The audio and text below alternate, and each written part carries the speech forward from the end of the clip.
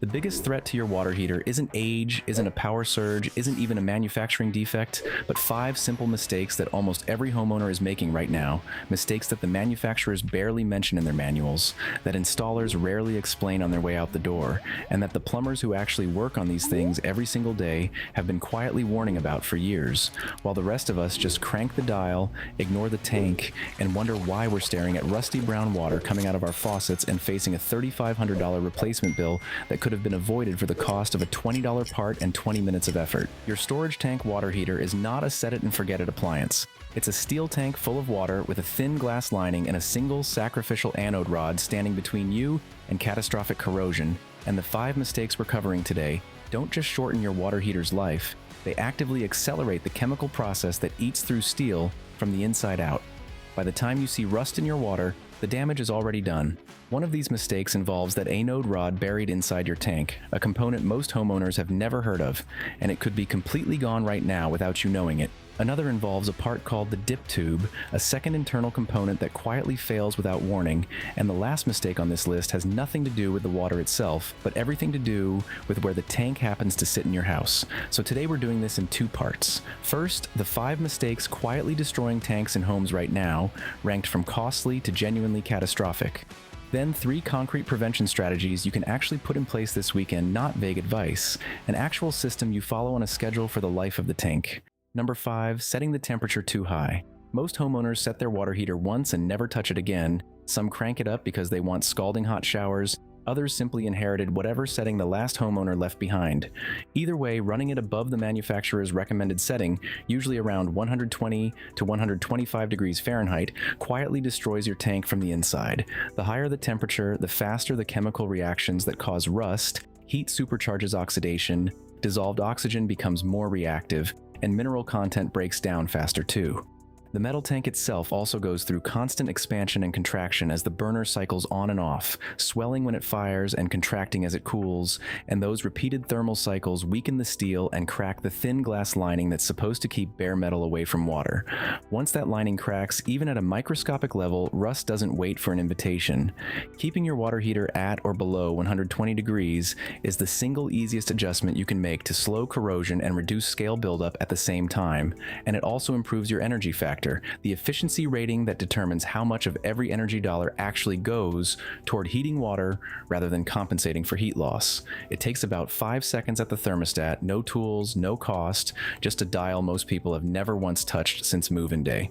Number 4, ignoring water quality. Hard water is one of the most overlooked contributors to tank rust, and it's running through the pipes of millions of homes right now without anyone giving it a second thought.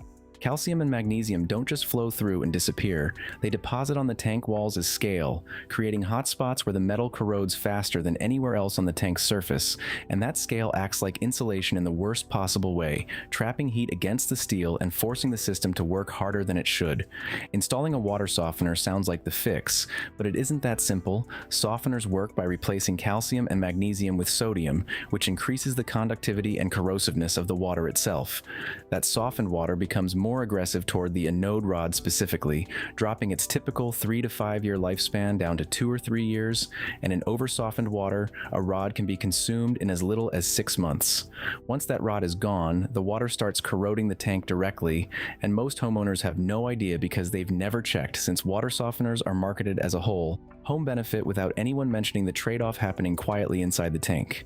Number 3, failing to flush the tank. Every day your water heater pulls in water carrying dissolved minerals and sediment, and as the water heats, those minerals settle to the bottom of the tank. Over months and years, that layer grows thicker and thicker, and it does not just sit there harmlessly, it traps moisture against the bare metal, creating corrosion hotspots that eat through the steel from the inside. The thicker it gets, the harder the burner has to work to push heat through it and into the water above, which means longer run times, hotter conditions at the bottom of the tank, and more thermal stress than the steel was ever designed to handle. Over time, the tank develops micro cracks under that pressure, and corrosion spreads beneath the surface where you can't see it, which is exactly the kind of weakened tank that becomes prone to catastrophic rupture rather than a slow, manageable leak. In extreme cases, hardened sediment can block the drain valve entirely, increasing the risk of leaks or valve failure down the line when you finally do try to service it. That sediment layer is probably already an inch thick at the bottom of your tank right now, and you'd never know it until the damage was already done. If this saved you from an expensive mistake, be sure to like and subscribe.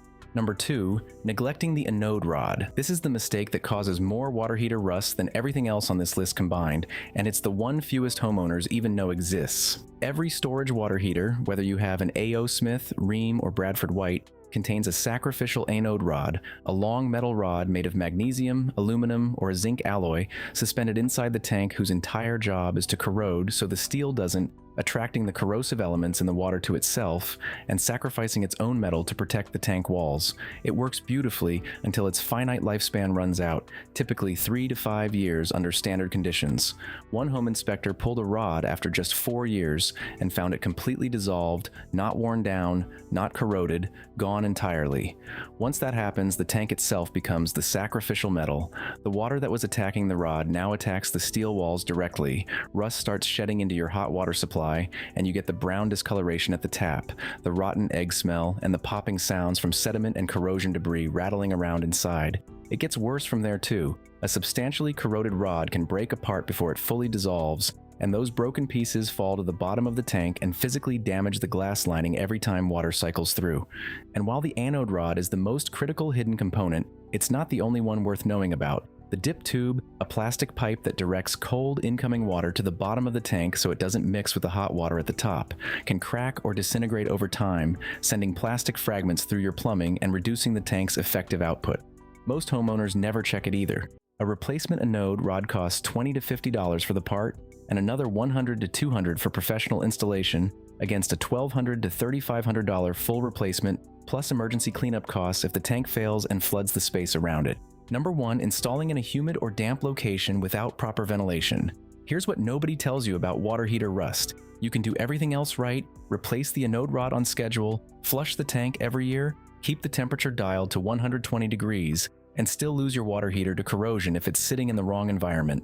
Damp basements, cramped utility closets with no airflow, concrete slabs that wick moisture upward, corners where a slow pipe leak has kept the floor wet for months without anyone noticing. All of it creates a constant film of moisture on the exterior metal that drives oxidation from the outside in.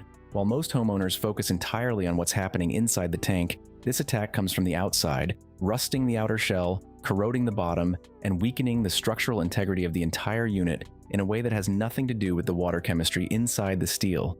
Even a small amount of persistent moisture at the base, a slow drip, a condensation line, standing water after a heavy rain, creates the perfect conditions for bottom-up corrosion that you won't catch until the tank starts leaking outright.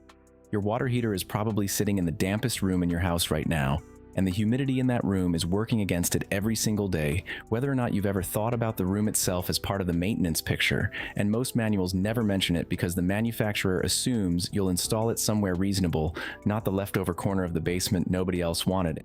Now, here are 3 prevention strategies that actually address all 5 of those failure points at once. Not one-off fixes, but a system you put in place and repeat on a schedule. The first prevention strategy: put your anode rod on a real inspection calendar instead of trusting the manufacturer's default timeline. Standard advice says check it every 3 to 5 years, but that number assumes ordinary water conditions that a lot of homes simply don't have. If you have hard water or a softener, inspect it annually instead, since softened water can chew through a rod in 2 to 3 years or less. When you do check it, look at how much bare wire is showing. If more than half the rod's core is exposed, replace it immediately rather than waiting for the next scheduled check. And if you're in a softened water home specifically, ask your plumber about swapping the standard magnesium rod for an aluminum or zinc alloy hybrid rod, which holds up meaningfully better under those more corrosive conditions. This single habit, checking on a schedule that matches your actual water conditions rather than a generic number on a chart, is the difference between catching a dissolving rod with time to spare and finding out only after rust is already in your hot water. And it costs nothing beyond the 10 minutes it takes to pull the hex fitting and take a look. If this taught you something new, subscribing means you won't miss the next tip we cover. The second prevention strategy: flush the tank on a fixed annual schedule and treat the water quality feeding into it as part of the same job. Connect a garden hose to the drain valve, run it outside or to a floor drain, and let the tank empty until the water runs clear, a process that takes about 20 minutes and costs nothing beyond your time. In hard water areas, don't wait a full year. Do a partial flush every 3 to 6 months instead, since sediment accumulates faster and hardens harder the longer it's allowed to sit undisturbed. If your water supply is particularly mineral heavy, pairing that flush schedule with a whole house sediment filter or a dedicated water softener sized correctly for your tank reduces how much material even makes it into the tank to begin with, which means less scale insulating the steel and less strain on the burner trying to push heat through it. Treat this the same way you'd treat an oil change, a fixed date on the calendar, not a someday task that only happens after the water already looks wrong. The third prevention strategy: control the environment around the tank, not just the water inside it. Make sure air can circulate freely around the entire unit rather than boxing it into a sealed closet with no ventilation, since trapped humidity against the tank's exterior does real damage even when everything inside the steel is in perfect condition. If it's in a basement, check regularly for standing water, condensation on nearby pipes, and any slow drainage issues nearby, and install a dehumidifier if the space runs consistently damp, rather than waiting until you notice a musty smell or visible mold. Raise the tank off a bare or wet slab with a proper stand so moisture can't wick directly into the base, and fix any slow leaks in the surrounding area immediately, rather than letting them linger for months while you assume they're too minor to matter. Once a month, physically inspect the exterior of the unit, especially around the bottom seam and the fittings where connections meet the tank, for rust, moisture, or discoloration. While you're doing that monthly walk-by, also check the temperature pressure relief valve, the T and P valve mounted on the side or top of the tank. It's a critical safety component designed to release if pressure or temperature inside the tank climbs to dangerous levels, and a valve that's stuck, corroded, or hasn't been tested in years is a real liability on an otherwise well-maintained unit. That full 5-minute inspection, exterior seams, connection fittings, and the T and P valve is the same kind of attention you'd give any other major appliance you actually cared about keeping. This strategy is the one people skip most often because it doesn't feel like water heater maintenance, it feels like general basement upkeep, unrelated busy work rather than something protecting a $3,500 appliance, but the corrosion it prevents is just as real as anything happening inside the tank, and it's often the corrosion that finishes off a tank that was otherwise doing everything right on the inside. If you made it all the way to the end, you've just learned something most people never will: the 5 mistakes that silently destroy water heaters from the inside out and the outside in, and the 3 systems that actually stop them: an anode rod inspection schedule matched to your real water conditions, an annual flush paired with water quality management, and active control over the humidity and moisture surrounding the unit itself, including that monthly check of the temperature pressure relief valve. None of these require a plumber's license or a big budget. They require a calendar reminder and about an hour a year, total, spread across all 3, which is a genuinely small price to pay against a $3,500 replacement and the mess that comes with a tank failing without warning. Remember, sometimes the best protection for your water heater isn't an expensive upgrade or service contract. Sometimes it's a $20 rod, a garden hose, and 20 minutes of attention, repeated on a schedule instead of forgotten entirely, waiting for you to give it before the rust takes everything you never once thought to check. If we saved you money in this video, we'd appreciate it if you subscribed and left a comment about your own water heater, how old it is, when you last checked the anode rod if you've ever checked it at all, and whether it's tucked into a damp corner you've never really thought twice about. Your answer might convince someone else to go check theirs today instead of after it's already too late, and that's really the whole point of a video like this one, catching the problem while it still only costs $20 and 20 minutes instead of a plumber, a mop, and a very bad Saturday.